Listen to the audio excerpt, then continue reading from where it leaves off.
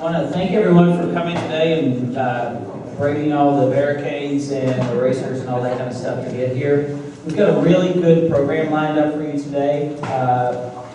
As many of you may know, IDEAS is the first 501c6 contemporary art chamber of commerce in the entire country, and we launched last night during IDEA Festival. And for those of you that were there, I hope you enjoyed it. And for those of you that didn't get a chance to come, I hope you will stop by because we are up and running for business now. My name is Theo Evans. I'm the Creative Development Director for IDEAS 40203, and I'd like to briefly introduce the panel that we have today. Our moderator today first will be Colleen Keegan, and we have Brandon Ballengée, Lara Pan, Isabelle Leroy Lemaster, Christian Dubois, Natalie Anglis, and John Ings. So without further ado, I'll have our first artist come up, Brandon Ballengée.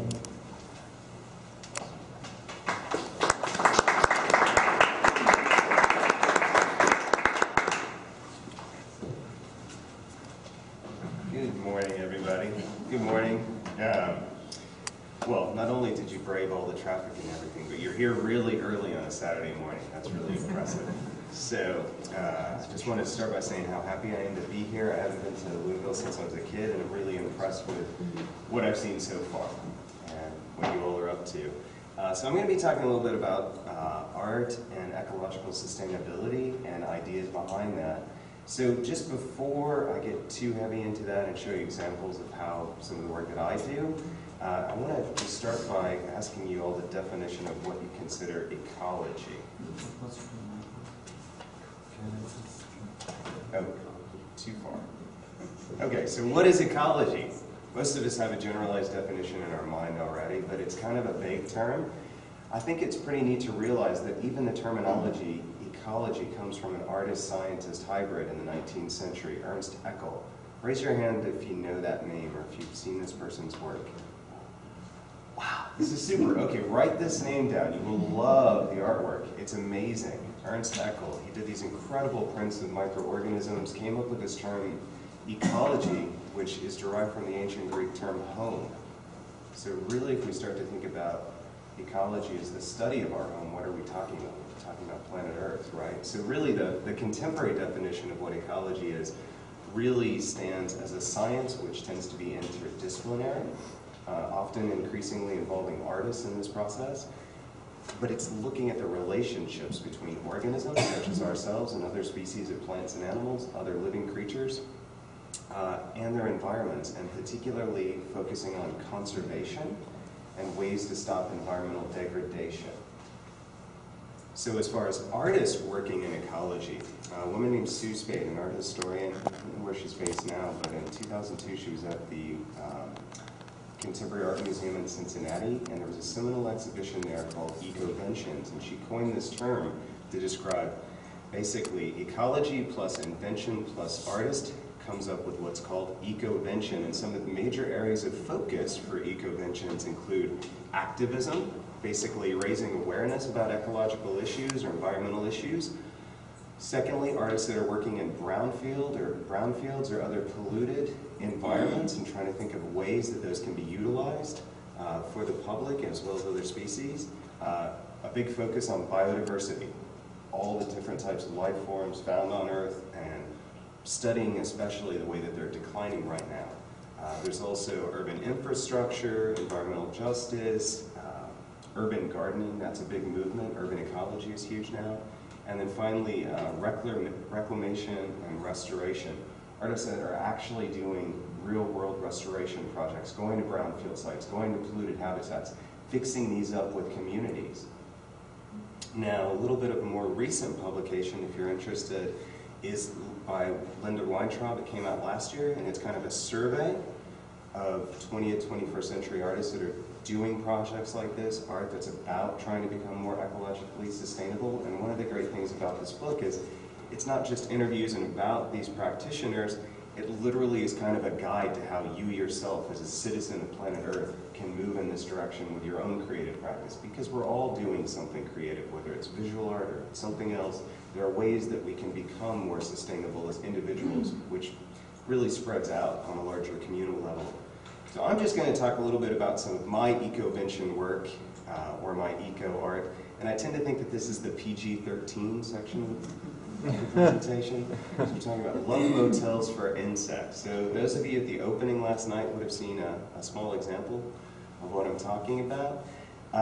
This really began more than a decade ago, literally when I was in Costa Rica in the middle of a jungle and thought, wow, there's a lot of bugs here, I want to see what's going on. So I got a portable UV blacklight and some bed sheets, went out in the jungle at night, plugged it all in, and just blown away by the amount of diversity that came. Literally within half an hour, there were probably 200 different species on this, on this sheet.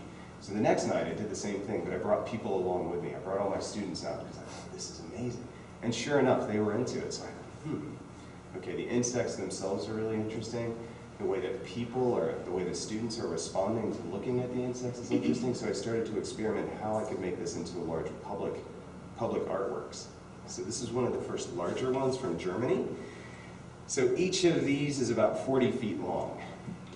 And this was right in front of a big communal town center in Ingolstadt, Germany. And what was fantastic is when the sculpture got set up, not only the insects came, but on Saturday nights, people started to meet and have picnics in front of the bugs because they could literally just bug watch. And so this went in lots of different directions, working with the local version of the German EPA and then working with different naturalist groups, and the way it really evolved. And I started plugging that in different places around the world, South Korea, Italy, different sites in the US, England. This was a big one from 2008. This was literally an outdoor gallery space at Yorkshire Sculpture Park. So you could literally go see this gallery at night. So it's black lighting, and you could lay in the center and just watch all these insects and bats flying above you. It was really kind of transcendental or something, really incredible. And then another version in Manhattan on top of my studio building. Version from Ireland. This is an environmental restoration site where they had invited artists to come in at this site which for many years had been polluted and overexploited, and they were trying to figure out a way to attract people back to this landscape. So this was really a neat project. It's about 100 feet. This went from New Delhi, and you see like the shapes change over time. I'm really interested in these becoming sculptures. In the beginning, they were a bit more minimalist, more kind of based just on structures, working in the landscape, and then by working in urban areas, I've gotten more interested in kind of biomorphic forms, looking at sections or pieces of the insects themselves. So if you were to take a moth or a butterfly and scan the wings, they're covered with these tiny little scales. That's that dust when you touch a moth or a butterfly that you get on your fingers, if you were able to look at. They're shaped like this, so these are really big versions. Oh, these are really big versions. These are about 35 feet each. And this was a small restoration project in Easton, Pennsylvania. Another version, this is one that's up now. It was shown last year at the Smithsonian National Zoo. It's based on the shapes of dragonfly wings. So this guy, it's called a green darner. This one's currently in Central Park until the end of November. If anybody's going to be in New York, let me know. I'll give you a guided tour.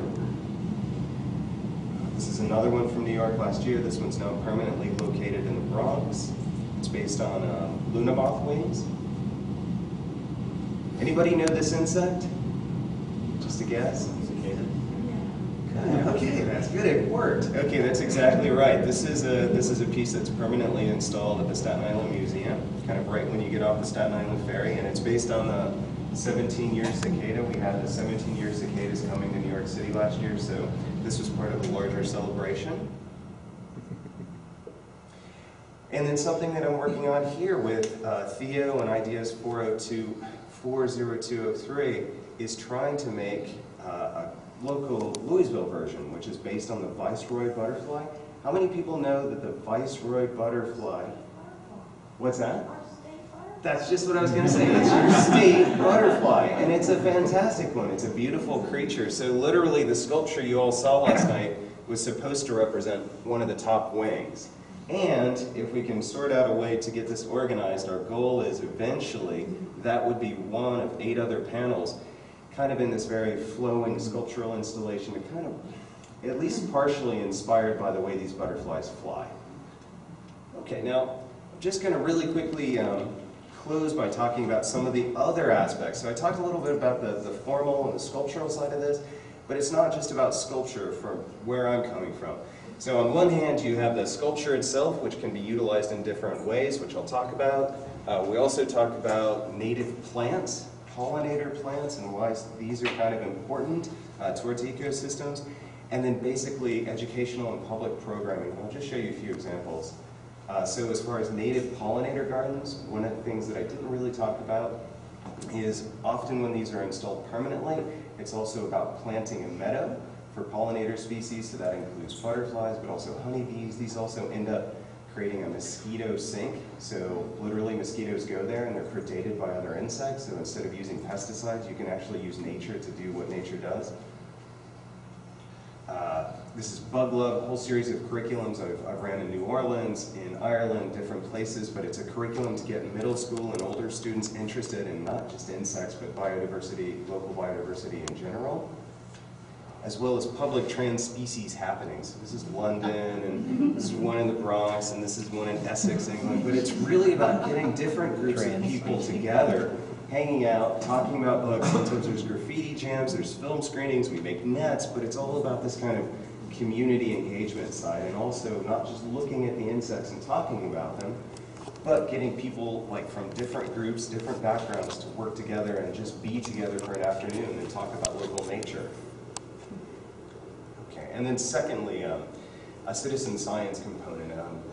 In 2011 through 2012, I was a Together Green Audubon Fellow, and this was a side. We literally used the sculptures to do citizen science, so I could train people to go out and collect data on urban insects just to see what species are there. And this is important because it tells us a little bit about the biodiversity of cities, and this is a whole area that's really like a gray zone in most of the world. Like, we don't know about the ecology or the biodiversity in cities. Okay, so a big question.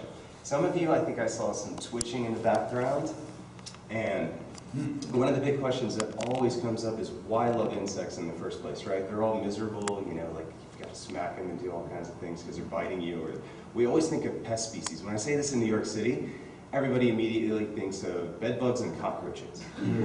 But there's a lot more than that, right? There's upwards of 100 or over 1 million different species that have been identified, and it could be as many as 10 million or even more species that have yet to be identified.